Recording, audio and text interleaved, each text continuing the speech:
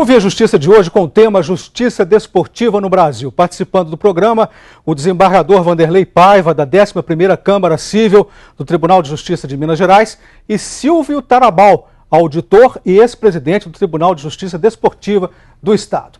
Desembargador Vanderlei, quais são as principais leis infraconstitucionais em que a Justiça Desportiva se baseia?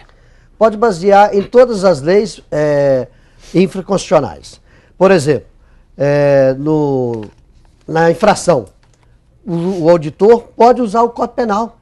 Lá nós temos o elemento dolo e a culpa. E temos também a legítima defesa, o exercício regular do direito, a conduta diversa. Eu participei de um julgamento que o médico foi denunciado sobre a infração de invasão ao campo. Mas ele foi socorrer um jogador. Então eu disse no meu voto que não tinha outra conduta a não ser aquela sob pena de omissão. E ele estava no exercício regular do direito para absolver esse médico. Então ele não teve o dolo, no caso. Não teve o dolo. Né? Ele estava no exercício regular do direito. Ele não tinha outra conduta senão aquela de entrar para socorrer o atleta. E se ele não entrasse naquele momento e com a maca retirar o jogador, poderia ter acontecido um mal maior. Então foi absolvido esse atleta, esse médico. Interessante isso, quer dizer que as decisões, elas não se pautam apenas no Código Brasileiro de Justiça Desportiva, elas pegam também os códigos normais, penais, processuais. Já participei de um julgamento que eu usei o Código de Processo Civil. Código Civil, a Constituição, o Código Penal, o Código de Processo Penal, até o consumidor nós podemos usar lá. Até o Código de Defesa do Consumidor. Quando é atleta menor, o ECA. Então todas essas leis extravagantes podem ser usadas lá. Doutor Silva, o que dizer do Código Brasileiro de Justiça Desportiva? É o CBJD. CBJD. O CBJD é uma criação por resolução do Conselho Nacional do Esporte. A Lei Pelé, Lei Federal 9.615, ela dá essa autonomia ao Conselho Nacional do Esporte para criar o Código Brasileiro de Justiça Desportiva. Ele como bem analisou aqui o desembargador Vanderlei, ele é uma compilação dessas legislações, ele tipifica a conduta dos atletas para que seja aplicada ao caso concreto, porque também é um princípio de direito penal que não se pode julgar nem condenar uma pessoa, senão há uma lei prevendo aquela conduta como uma infração, como uma conduta antijurídica. Então existe o código e ele é subsidiado com a aplicação dessas outras fontes de direito material, como é o Código Penal, principalmente, porque com a maioria dos casos é de infração disciplinar, há uma similitude muito grande com as questões de direito penal. A Lei Pelé estaria ultrapassada, desembargador? Não. Eu acho que tem que dar uma adaptação nela na realidade atual.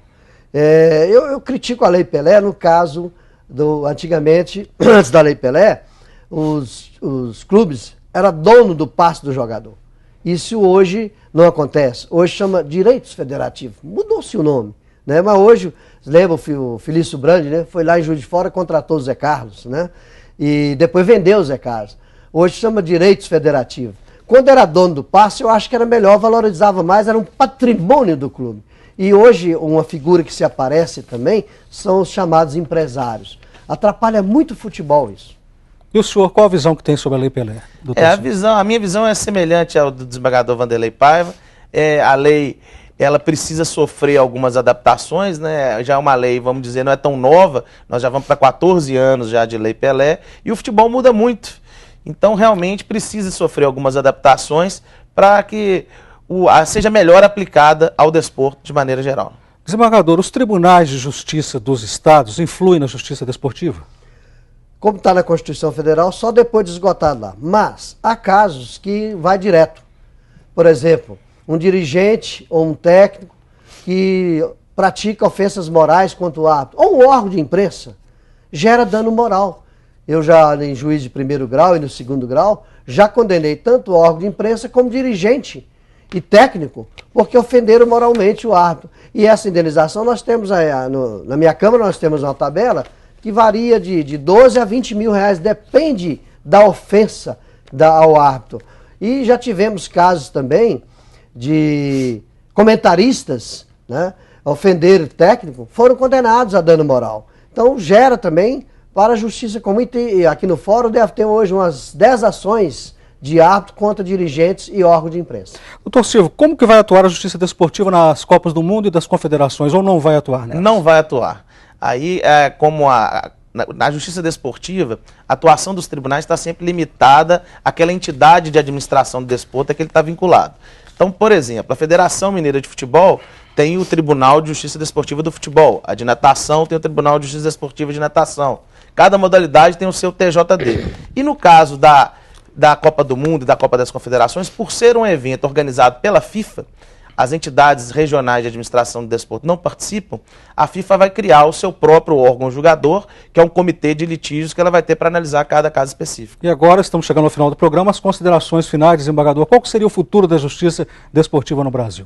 Está caminhando e acho que precisa incrementar mais ainda e ter material humano, ter as secretarias dos tribunais que são muitos obsoletas, né? Então precisa das federações valorizar mais o poder judiciário das suas jurisdições. Está caminhando. Acho que tem que incrementar mais com força jovem, igual o doutor Silvio, o doutor Guilherme no tribunal. Isso vai cada vez mais melhorando. Antigamente não tinha nem tribunal, não tinha, reunia em boteco. Hoje tem um tribunal. Considerações finais do senhor, doutor Silvio? Não, eu comungo do pensamento do desembargador Vanderlei. Realmente falta ainda uma incrementação da justiça desportiva, uma maior autonomia, inclusive na gestão, na questão de custos, que hoje os tribunais são custeados pelas federações.